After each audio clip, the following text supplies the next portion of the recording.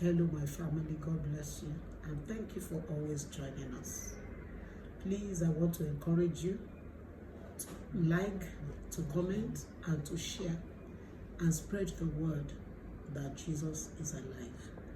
And so today I want to share something with you, one of life experiences that happened some years ago. I remember I was working in an institution of higher learning, and the students sat for their final exams. As usual, some will make it score well and some will have setbacks. This particular student had some setbacks in some of his subjects, courses. And instead of him to wait back for another semester, he decided he wanted to force the hand of destiny. He went to all his lecturers, I was one of them, and insisted that we should change the marks. I explained that I will not be able to do that. He left in anger. Some days later, came back showing me his result, even with the subject that I take already changed, and he left for service. Some weeks later, sadly, on his way to that youth corps state, he lost his life.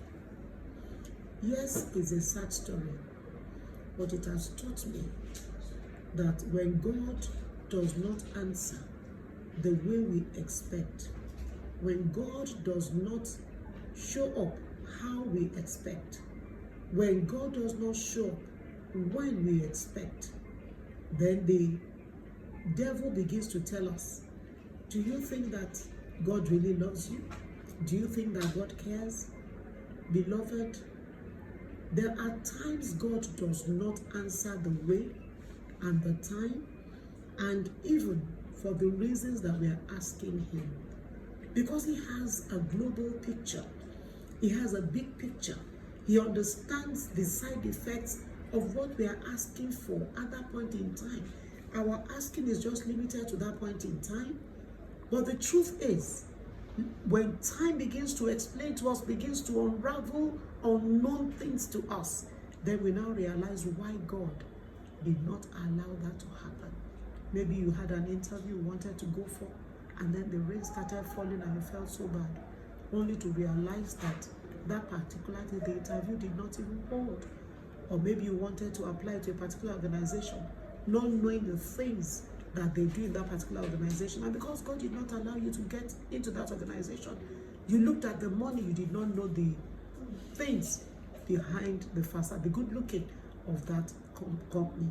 Or maybe you are even in a relationship and you're asking yourself, I loved this guy. How come he jilted me? I loved this woman. How come she nailed me? Beloved, beyond where we are standing, beyond that particular point in time, God sees. And so my prayer for you today is for us to be able to align our will and our desire with God.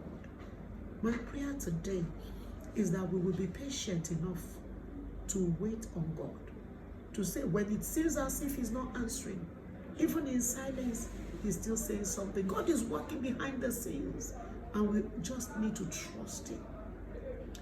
When we walk with the Lord in the light of his word, what a glory he sheds on our way.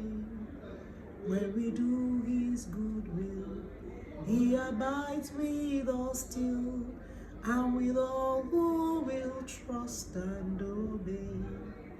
Trust and obey, for there's no other way to be happy in Jesus but to trust and obey. So my dear brother, my dear sister, my prayer for you today is the grace to trust, the grace to put your faith in him, and whatever he says, like Mary told them at the feast at Cana, he said, whatever he tells you to do, do it.